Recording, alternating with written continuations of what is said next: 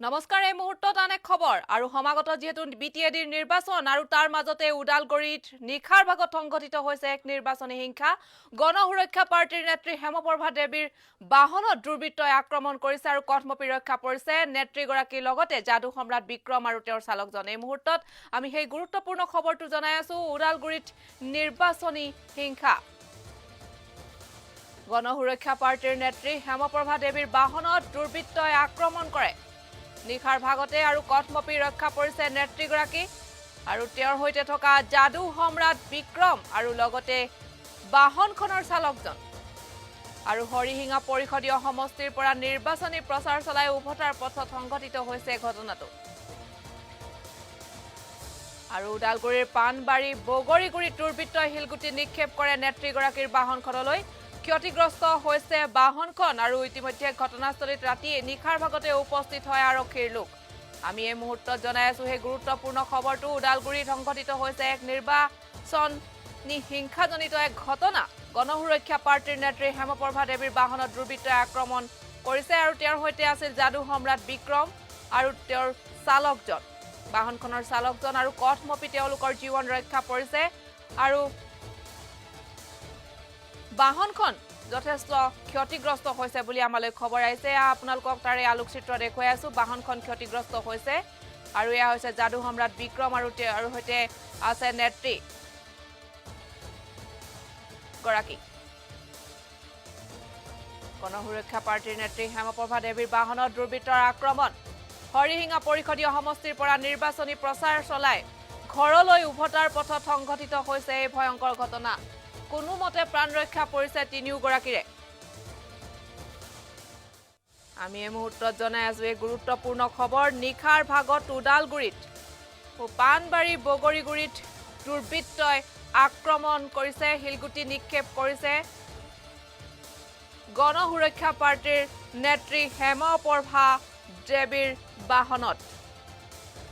আৰু কোনো মতে প্ৰাণ ৰক্ষা পৰিছে নেত্ৰীগৰাকী সহিতে যাদু সম্ৰাট বিক্ৰম আৰু চালকজনৰ উদালগুৰিত এক নিৰ্বাচনী হিংসা জনিত ঘটনা গণসুৰক্ষা পাৰ্টিৰ নেত্ৰী হেমপ্ৰভা দেৱীৰ বাহনত দুৰ্বৃত্তৰ আক্ৰমণ আৰু যিহেতু 7 ডিচেম্বৰত হ'ব প্ৰথম পৰ্যায়ৰ নিৰ্বাচন আৰু তাৰ মাজত তাৰ দুটা দিন থাকোতে নিৰ্বাচনলৈ দুটা দিন থাকোতে এনেধৰণে ঘটনা সংঘটিত হৈছে হৰিহিঙা পৰিষদীয় সমষ্টিত নিশা প্ৰাৰ্থী বাপন ৰাভাৰ হৈ প্ৰচাৰ চলাই ঘৰলৈ উভতাৰ পথত পানবাৰী বগৰীগুৰিত দুৰ্বৃত্তই হিলগুটি নিক্ষেপ কৰিছে নেত্ৰীগৰাকীৰ বাহনখনলৈ আৰু তাৰ পাছতে বাহনখন যথেষ্ট ক্ষতিগ্ৰস্ত হয় লগতে কথমপি তেওঁলোকৰ প্ৰাণ ৰক্ষা পৰে যাদু সম্ৰাট বিক্ৰমৰ সহিতে নেত্ৰীগৰাকী আৰু বাহনখনৰ চালকজনৰ আৰু যথাস্থানৰ ঘটনাস্থলীত যথাসময়ত আৰক্ষী উপস্থিত হৈ পৰিস্থিতিৰ বুজ লৈ ঘটনা সন্দৰ্ভত তদন্ত অব্যাহত ৰাখিছে আৰু ওৰাঙৰ সংবাদদাতা নিপজ্যোতি বৰুৱাই আমালৈ এই খবৰ প্ৰেৰণ কৰিছে এই মুহূৰ্তত এক মন্তব্য আহিছে আমি সেই মন্তব্যটো শুনাব বিচাৰিছো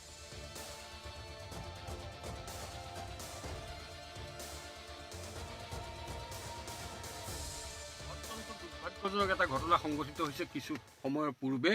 আমি যেতিয়া ৰাণীপুখুৰীৰ পৰা এখন সভা কৰি আমি গৈ আছিলোঁ বকুলতলৰ আন এখন সভালৈ আৰু সেই বকুলতলৰ সভা শেষ কৰি আমি যেতিয়া তাৰ পৰা ঘূৰি আহিছিলোঁ মই কিছু আগে আগে তাৰ পৰা গুচি আহিলোঁ ঠিক মোৰ পিছে পিছে কিছু দেৰিকৈ তাৰ পৰা আহি আছিল হেমপ্ৰভা দেৱী যিগৰাকীক আপোনালোকে সকলোৱে চিনি পায় তেওঁ কোচ ৰাজকন্যা তেওঁ গণসুৰক্ষা পাৰ্টিৰ এগৰাকী শুভাকাংক্ষী আৰু তেখেতৰ লগত আছিল বিখ্যাত যাদু সম্ৰাট বিক্ৰম আৰু তেওঁলোকে আমাৰ সেই সভাৰ পৰা ঘূৰি অহাৰ পথত উদালগুৰি আৰু কলাইগাঁৱৰ মাজৰ এটা জেগাত শিল পাথৰ মাৰি তাতে তেখেতৰ গাড়ীখন বগৰাই দিয়া হ'ল বগৰীবাৰী বুলি যিটো জেগা সেই জেগাটোত এছাম দুৰ্বৃত্তই আগৰ পৰা খাপ পাতি থাকি তেওঁৰ গাড়ীখনলৈ পাথৰ মাৰি তেওঁৰ সন্মুখৰ গ্লাছ চুচুৰময় কৰি দিয়া হ'ল আৰু তেওঁৰ গাড়ীখন বাগৰি গুচি গ'ল ৰাস্তাৰ পৰা আৰু কোনো ৰকম তেওঁ প্ৰাণ বাচিল এজন বাচ্চাও আছিল তেওঁৰ লগত আৰু একেটা সময়তে বিক্ৰম আছিল তাৰ লগত তো সৌভাগ্যক্ৰমে ৰাইজৰ আশীৰ্বাদ আছিল কাৰণেই আজি তেওঁলোক বাচি আহিল সেই দুৰ্ঘটনা পতিত কৰাৰ যিটো ঘটনা সংঘটিত কৰালে পাথৰ মাৰি সেয়া নিশ্চয় এটা চক্ৰান্তমূলকভাৱে সেই ঘটনা ঘটিছে আজি অবড়ো সুৰক্ষা সমিতি গণসুৰক্ষা পাৰ্টিৰ যি ধৰণে আজি নিৰ্বাচনী প্ৰচাৰ অভিযানসমূহ চলি আছে, য'ত অন্য ৰাজনৈতিক দলবিলাকৰ ভীতি উচন হোৱাৰ এটা পৰিৱেশ পৰিস্থিতি আহিছে, তেওঁলোকে ভয় আৰু আতংকত হতাশগ্ৰস্ত হৈ আজি এই পাৰ্টিসমূহে আমাৰ ওপৰত সেইটো যি পাৰ্টিৰ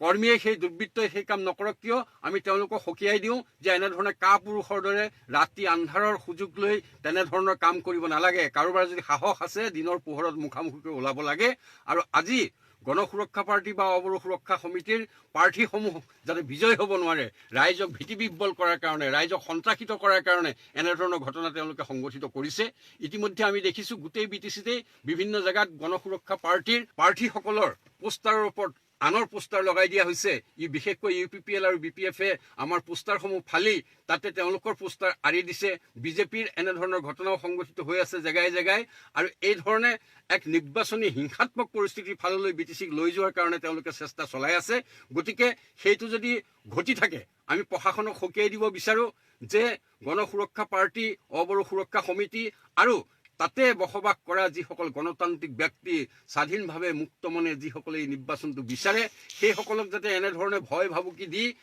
মুক্ত